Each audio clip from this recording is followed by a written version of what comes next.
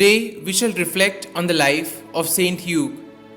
A native of Dauphine, St Hugh was made a canon at Valence at the early age of 25 while still a layman, and as such he actively defended the reforms promulgated by Pope St Gregory VII.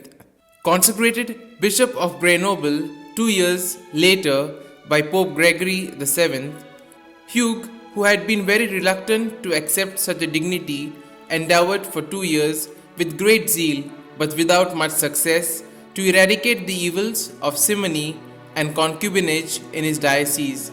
In the year 1082, convinced of his own ineffectiveness, he resigned his office and became a Benedictine monk at the austere abbey of St in Auvergne. The Pope, however, commanded him to return to his episcopal see the following year, and each of the 4 succeeding popes turned down his plea to be relieved of his duties.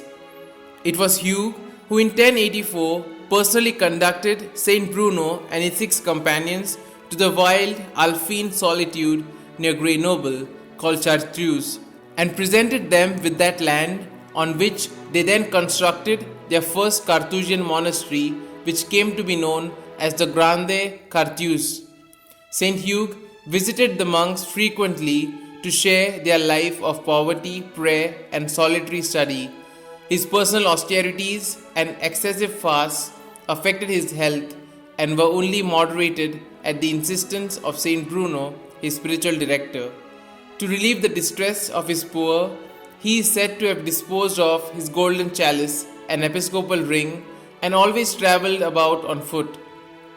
He was famed for his equable judgments, which were readily accepted by both litigants.